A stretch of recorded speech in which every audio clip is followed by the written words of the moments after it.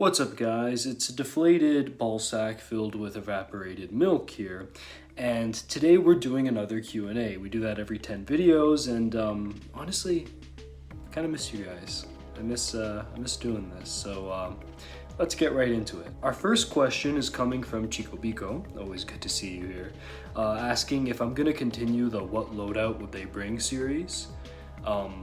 And then there's a little discussion between you and Leon Wick about my disdain for Metal Gear Solid 4 and how I'm probably not going to do this.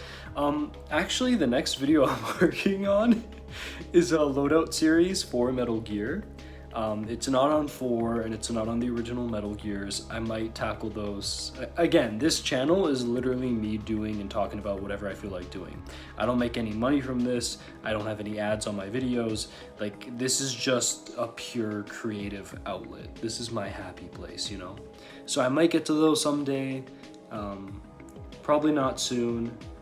But I'm definitely doing a loadout series for Metal Gear. I'm actually redoing one that I'm not too happy with. And if you've been paying attention to the posts, you'll probably already know exactly what I'm doing. What you gonna do with all that junk inside that trunk? I'm gonna get you drunk on my lady humps. My humps, my humps, my humps. They were playing Black Eyed Peas in my class today, so I just have them in my head. Okay, now we got Samuel asking, in terms of stealth games, what do you think of force combat encounters? Specifically when they expect you to convey a non-lethal way to face these situations. I'm totally fine with forced encounters. I mean, it can do a lot for the narrative, it can justify certain sandbox elements. I mean, games like Metal Gear give you everything you need to be non-lethal, especially in the later entries. Dishonored doesn't really have boss fights, but really does non-lethal really well. Like, if you've been watching my videos, you know that when it comes to handling non-lethality within a stealth game, I think that Dishonored is kind of peak in that regard. But then there's the infamous examples of like Deus Ex, Human Revolution needing a patch in order to do that. So it's a slippery slope. I think that yeah, force encounters are not necessarily a bad thing, but just like everything else you put into a creative project, it has to be well thought out. Alright, now we got a question from Leon Wick asking, which video game series has the best final game or chronological grand finale? That's easy, fucking Halo Reach. It's a prequel, it's an ending, it nods and builds upon everything featured in the Halo series. I mean, the story and campaign is great, the customization is at its peak, like it's the best that Halo really ever got. Of course, I always prefer Halo 1 because I'm severely autistic and yeah, sandbox really matters to me. But in terms of being a game that encapsulates an entire franchise with a great ending, look no further than Halo fucking Reach. Alright, now we have Comic Sam's the Great asking, what do I feel about a lot of game companies and franchises moving to a yearly or somewhat regular release schedule? Okay, this is a slippery slope, because if we're talking about AAA companies that are making AAA games yearly, fuck no, I'm not up for that. But then back in 2022 at least, Square Enix did this thing where they had their main release coming out with Final Fantasy 16, which was still in production, but then they also dropped Valkyrie Elysium, Stranger of Paradise on the AA level, and then they also did like some cutesy mobile games like on the single A level. But yeah, like I'm fine with companies that release stuff yearly, just do that with smaller projects. I think that could be a really good way to make sure that like certain ideas that would otherwise get brushed off get a chance to shine. And smaller games tend to actually be better than their bigger counterparts, especially when it comes to standing the test of time. So it's not a bad thing, but if we're talking about like the Call of Duty sense, yeah, fuck that.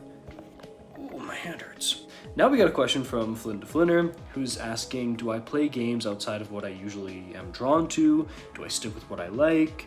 Also, my thoughts on Death Stranding and the sequel coming next month.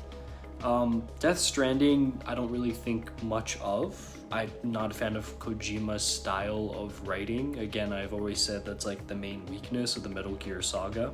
Just his convoluted and too artsy approach to things. I mean, like, as a creator, like, I respect a creator's right to make whatever they want, so more power to him for that. But in terms of, like, his whole weird cult of personality, his Hollywood boner, I don't like him.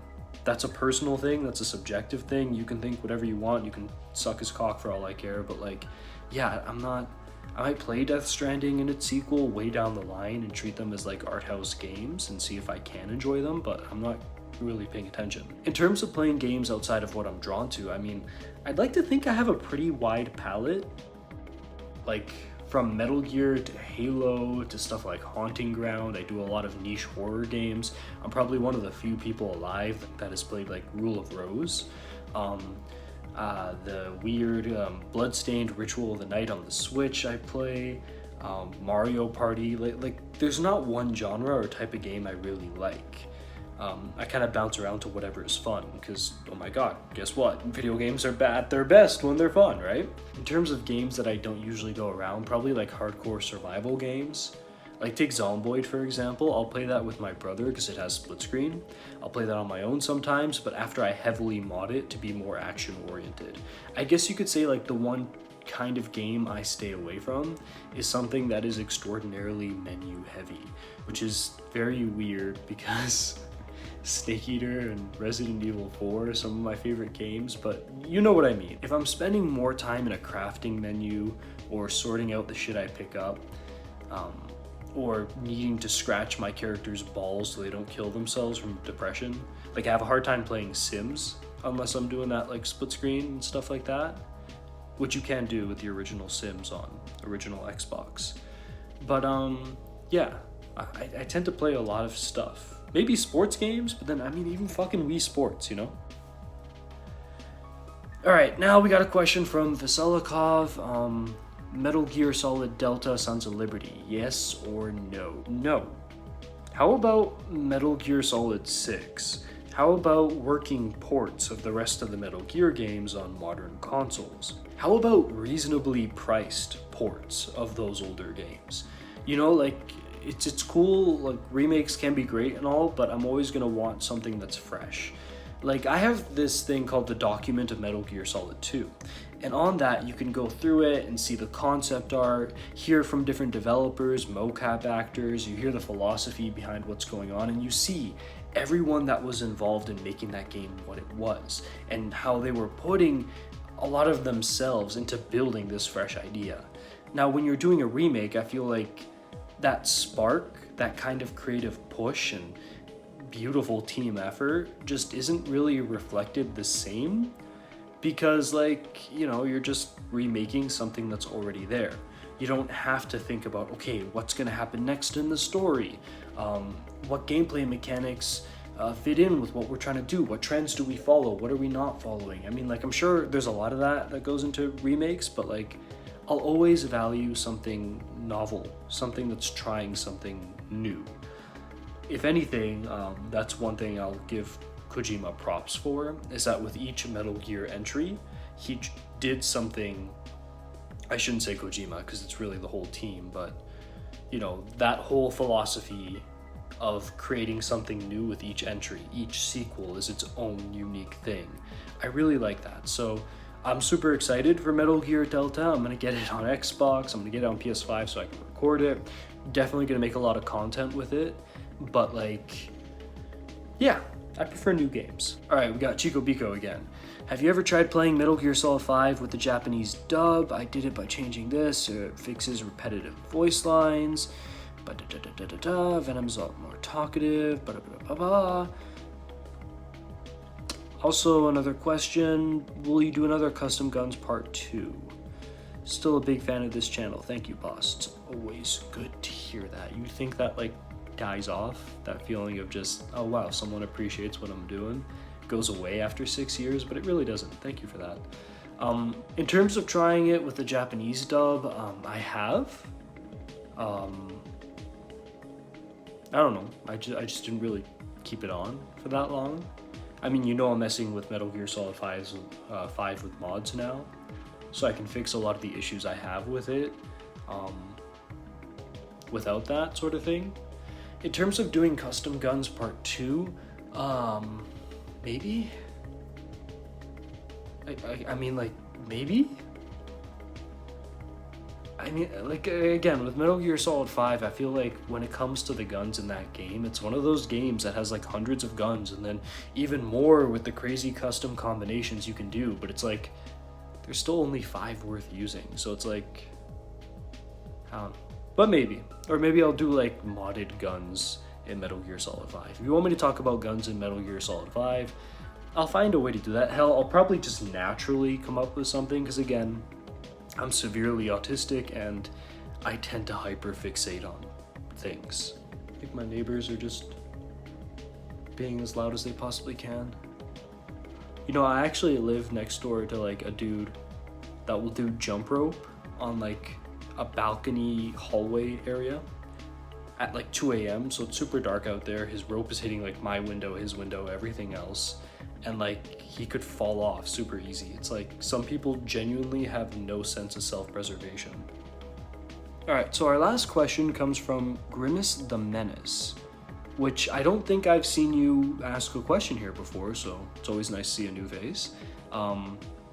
Should Metal Gear Solid 4 get ported or get an Unreal Engine 5 remaster? I asked this since PS3 era games like Oblivion and Ninja Gaiden Black 2 look like brand new games under Unreal Engine 5. Okay, so just because a game looks brand new, does that mean it looks better? Like sure, the Oblivion remake is cool and all, but like, I still enjoy how it looked originally. Ninja Gaiden, I played Ninja Gaiden Black. I don't know if that's the same game as Ninja Gaiden 2 Black.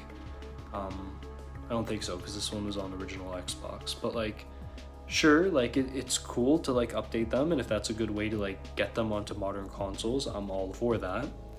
But like, yeah, Metal Gear Solid 4, I feel like a lot of the charm it has is because of those PlayStation 3 aesthetics. Like it is one of those quintessential, this is a game that captured that kind of aura that the PlayStation 3 had when it first came out.